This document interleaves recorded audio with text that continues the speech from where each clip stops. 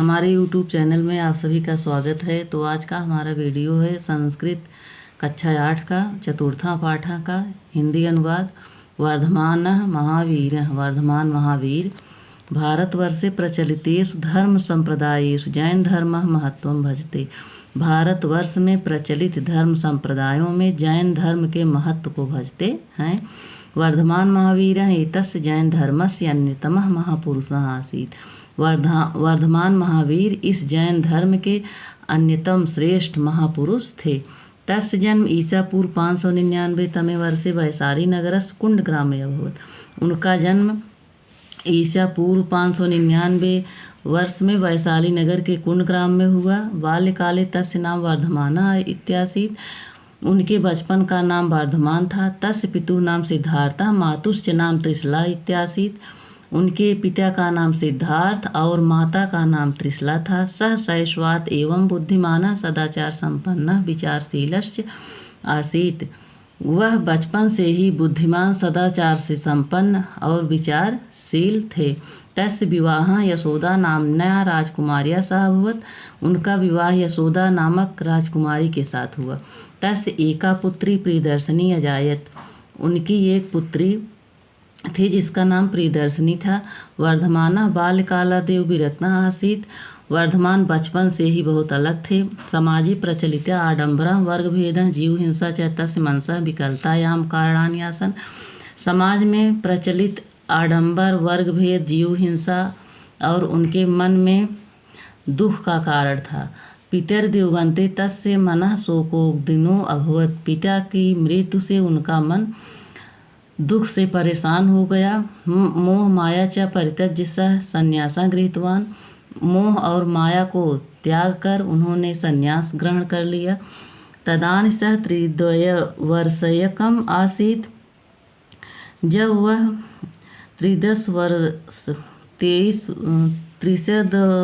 30 वर्ष के थे।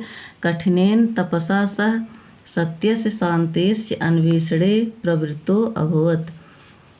तब कठिन तपस्या से वे सत्य और शांति को प्राप्त करके 12 वर्षाणि यावत् तपः तप्त्वा सः ज्ञानं प्राप्नोत्।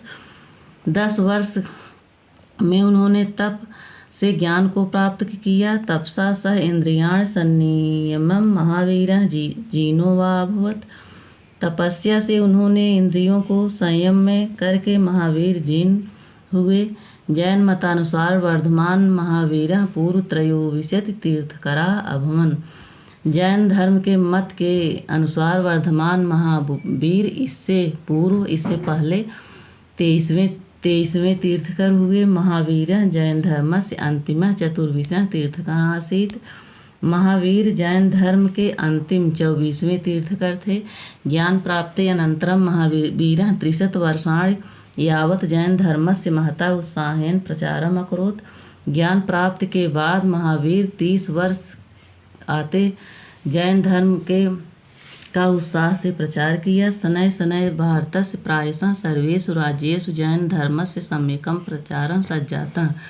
धीरे धीरे भारत में प्रायः सभी राज्यों जैन धर्म में सम्यक प्रचार किया। तेन प्रदर्शितेन मार्गेण जनाः कैवल्यं प्राप्तुं समर्था भवन्ति। उनके प्रदर्शन से लोगों के रास्ते से कैवल्य प्राप्त करने में समर्थ हुए। तस्य मतेन न केवलं मनुष्या पशुमाः पक्षिणः वा प्राणवन्तः अपितु वृक्षादिषु प्रस्तारदिष्वपि प्राणाः सन्ति। उनके मत के अनुसार केवल मनुष्य में नहीं बल्कि पशु पक्षियों में भी प्राण होते हैं। बल्कि वृक्षादिषु बल्कि पेड़ों में पत्थरों में भी प्राण होते हैं। महावीरस्य उपदेशानुसारेण सम्यक दर्शनं सम्यक ज्ञानं सम्यक चरित्रम् इति रत्नोपासनया जना मोक्षं लभन्ते। महावीर के उपदेश के अनुसार सम्यक दर्शन सम्यक ज्ञान सम्यक चरित्र इन तीनों रत्नों की उपासना से लोग मोक्ष को प्राप्त करते हैं। शुद्ध आचरणाय सत्यम अहिंसा स्ते ब्रह्मचर्य अपरिग्रह इति पंच महाव्रतानां विधानं स अकरोत्।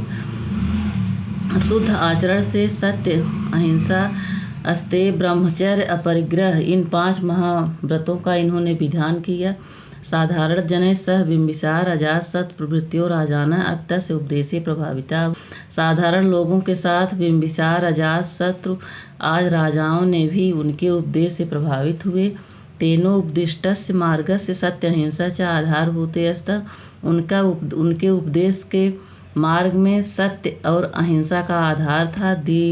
द्विसप्तवयसि पाटलपुत्र समीपे पावापुरी स्थाने महावीरः रुग्णो जातः निर्वाणं च प्राप्तः।